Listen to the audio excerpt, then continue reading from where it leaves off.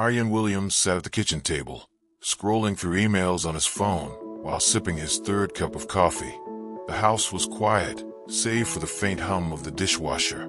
Deborah was already out for her morning tennis match, a ritual she had adopted religiously over the past 2 years.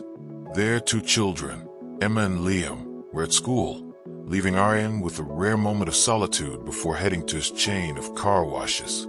He glanced at the clock, 7:45 a.m. Another day, another routine. Deborah Williams, on the other hand, was on the tennis court, her racket slicing through the air with precision. Her instructor, Marcus, stood at the net, offering tips with a smile that lingered a little too long. At 38, Deborah had maintained her figure meticulously, thanks to her strict gym schedule and clean eating habits. She enjoyed the attention Marcus gave her, something she hadn't felt from Arjen in years. Their conversations had become transactional: bills, kids, and the occasional complaint about work. Later that afternoon, Deborah attended her weekly cooking class. The instructor, Chef Gabriel, was charismatic and hands-on, often guiding her movements as they prepared elaborate dishes. Deborah found herself looking forward to these classes more than she cared to admit. Gabriel's compliments on her palate and technique made her feel seen in a way she hadn't in a long time. She pushed the guilt aside, convincing herself it was harmless.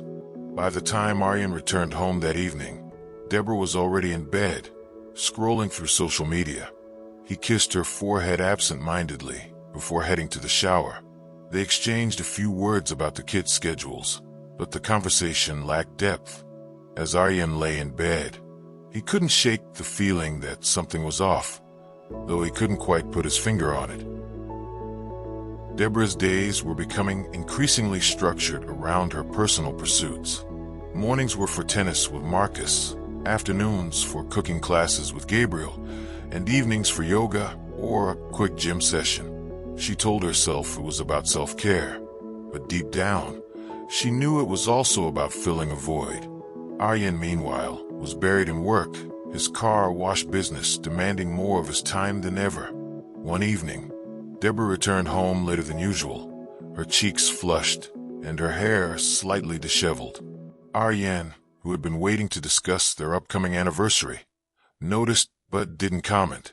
Instead, he asked if she'd had a good day. Deborah nodded, avoiding his gaze as she busied herself in the kitchen. Arjen felt a pang of frustration but brushed it off, attributing it to stress. The following week, Deborah's cooking class took an unexpected turn. Chef Gabriel suggested they stay behind to perfect a challenging recipe. As they worked side by side, the atmosphere grew charged. Gabriel's hand brushed against hers, and for a moment, Deborah froze. But instead of pulling away, she leaned into the moment, allowing herself to feel desired. It was a small betrayal, but it marked the beginning of something she couldn't take back. Arjen, meanwhile, found himself increasingly isolated. He tried to initiate intimacy with Deborah, but she always had an excuse: too tired, too busy, or not in the mood. He began to wonder if the spark between them was gone for good. Hello guys. Do you think Deborah will be cheating Arjen because of the routine? Please subscribe and comment what you think about this couple. It takes just 1 second. Thank you. Arjen's suspicion grew like a shadow, creeping into every corner of his mind. He couldn't ignore the changes in Deborah, her sudden interest in lingerie, the late-night texts she quickly dismissed, and the way she seemed to light up when talking about her tennis coach or cooking instructor. One evening, as he sat alone in his home office, he found himself scrolling through their old photos. The pictures of their early years together, smiling on a beach in Mexico, laughing at a concert, holding their newborn children, felt like relics of a life that no longer existed. The breaking point came when Deborah canceled their dinner plans for the 3rd time in a month, claiming she had a last-minute cooking class. Arjen had called the culinary school to surprise her with flowers, only to learn that the class had ended 2 hours earlier. His heart sank as he pieced together the timeline. That night, he confided in his best friend, Mike, over a bottle of whiskey. Mike, ever the pragmatist, didn't sugarcoat his advice. You need to know the truth, man. Hire someone. If it's nothing, great. If it's something, you'll have your answer.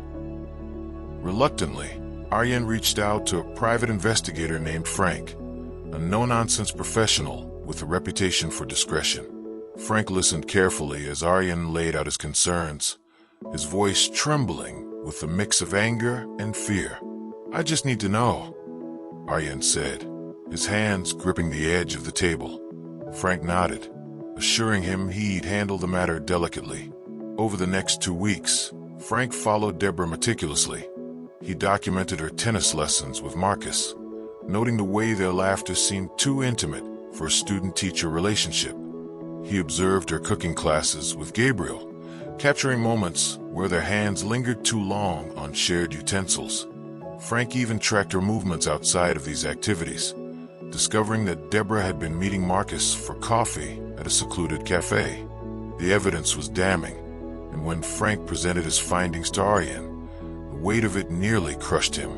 Arjen sat in his car outside Frank's office, staring at the folder of photos and notes. His hand shook as he flipped through the pages, each image a dagger to his heart. He felt a surge of emotions, anger, betrayal, sadness, but also a strange sense of relief. At least now he knew. The night of the confrontation, Arjen waited until the kids were asleep. He sat on the couch, the folder of evidence on the coffee table in front of him, his stomach churning with anxiety. Deborah walked into the living room, still in her workout clothes, her hair tied up in a messy bun. She smiled faintly when she saw him, but her expression faltered as she noticed the tension in the room. "We need to talk," Arjen said, his voice low but firm. Deborah hesitated before sitting across from him, her eyes flickering to the folder. Arjen opened it and slid a photo across the table. A picture of her and Marcus at the cafe, their heads close together, smiling. Deborah's face went pale. "What is this?" she asked, though her trembling voice betrayed that she already knew. "I know about Marcus," Arjen said, his tone steady but laced with pain. "And Gabriel. I hired someone to follow you." Deborah's initial reaction was defensive. "You had me followed? How could you invade my privacy like that? How could you lie to me?" Arjen shot back, his voice rising. "Do you have any idea how this feels? To see these pictures, to know you've been sneaking around behind my back?" Deborah's defiance crumbled, and she began to cry. "I didn't mean for it to happen," she said between sobs. It started with the attention. Marcus made me feel seen, and Gabriel, he made me feel wanted. I didn't sleep with them, Arjen. I swear, but I know I crossed a line." Arjen leaned back, running a hand through his hair. He wanted to believe her, but the images in the folder haunted him. "Why, Deborah? Why did you let it get this far?" She wiped her tears, her voice barely above a whisper. "Because I felt invisible. You were always working, and when you were home, it was like you didn't even see me anymore. I just wanted to feel like I mattered to someone." Her words hit Arjen like a punch to the gut. He had been so consumed with work and providing for the family that he had neglected the woman he loved. But that didn't excuse her actions. "We need help," Arjen said finally. "Couples therapy. If we're going to fix this, we need to do it together." Deborah nodded, her tears still flowing. "I'll do whatever it takes. I love you, Arjen. I never wanted to hurt you." Therapy was grueling. Their first session with Dr. Patel, a seasoned couples counselor, was filled with tension and tears. Arjen struggled to articulate his feelings of betrayal, while Deborah grappled with her guilt. Dr. Patel encouraged them to be honest, even when it hurt. "Betrayal is a wound," Dr. Patel said during one session. "It takes time to heal, and it requires both of you to do the work. Arjen, you need to decide if you can forgive. Deborah, you need to earn back his trust." Over the weeks, they began to unpack the layers of their relationship. Arjen admitted how disconnected he had felt, how work had become his escape. Deborah confessed how lonely she had been, how she had sought validation elsewhere. They talked about their intimacy, or lack thereof, and how it had contributed to the rift between them. One breakthrough came during a session where Aryan revealed how the photos from the investigator had shattered his self-esteem. I kept asking myself, what's wrong with me? Why wasn't I enough? He said, his voice breaking. Deborah reached for his hand, tears streaming down her face. It was never about you not being enough. It was about me feeling lost. I'm so sorry, Aryan.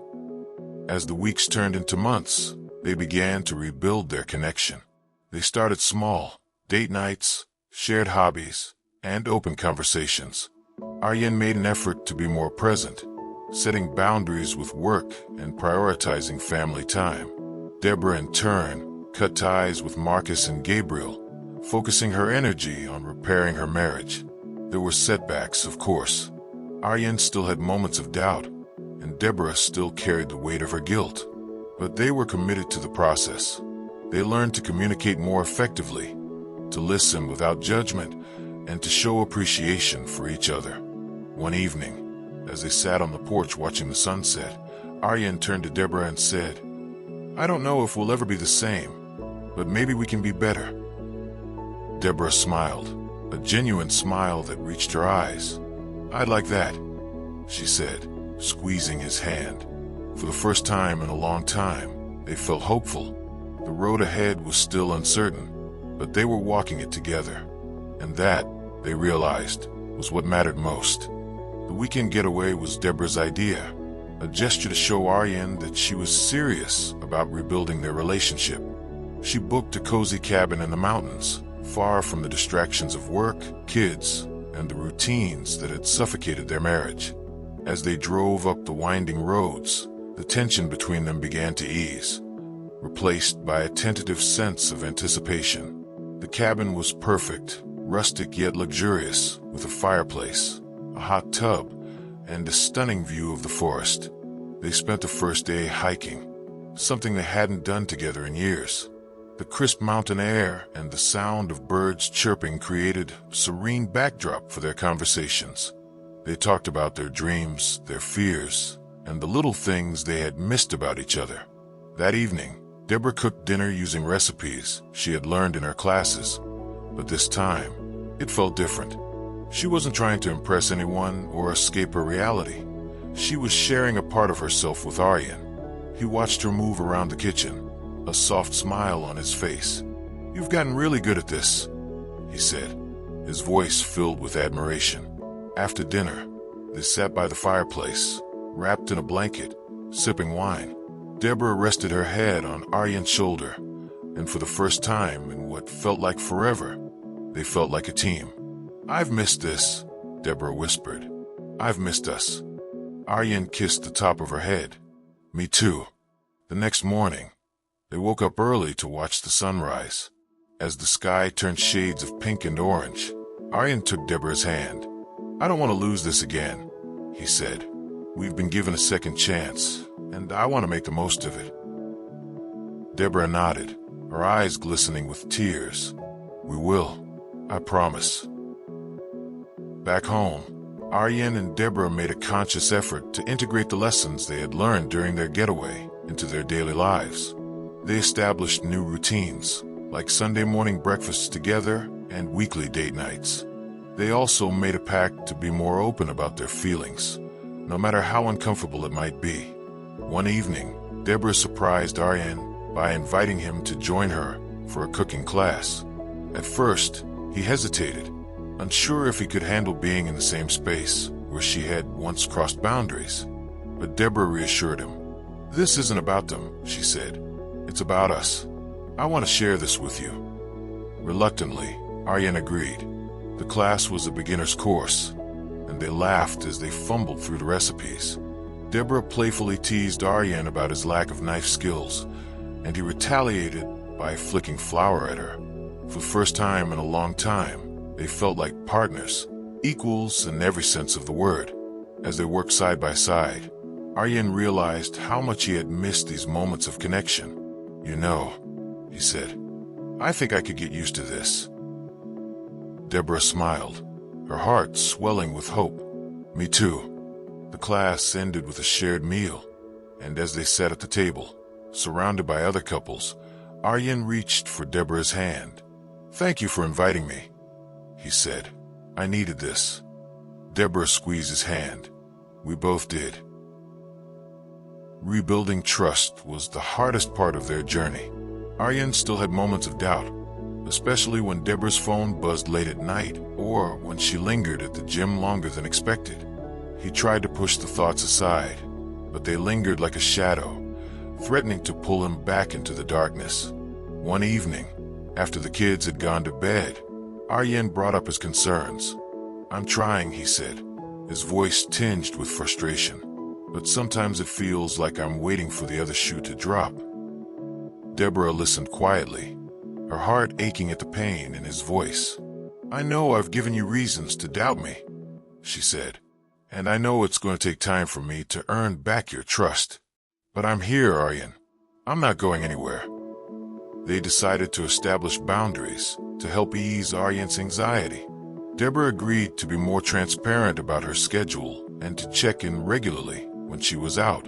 In return, Aryan promised to communicate his feelings instead of bottling them up. There were setbacks, of course. One night, Aryan woke up in a cold sweat after a nightmare about Deborah leaving him. He found her in the kitchen, sipping tea, and confessed his fears. Instead of getting defensive, Deborah listened, her eyes filled with compassion. "I'm sorry," she said. "I hate that I've made you feel this way. But I'm here, and I'm not going to stop fighting for us." Over time, the moments of doubt became less frequent. Aryan began to see the changes in Deborah, the way she prioritized their family, the effort she put into their relationship, the honesty she showed in every interaction. Slowly but surely, the cracks in their foundation began to heal. One evening, as they sat on the porch watching the sunset, Aryan turned to Deborah. "I think we're going to be okay," he said, his voice filled with quiet certainty. Deborah smiled, leaning her head on his shoulder. "We already are." For the first time in a long time, they felt like they were on solid ground.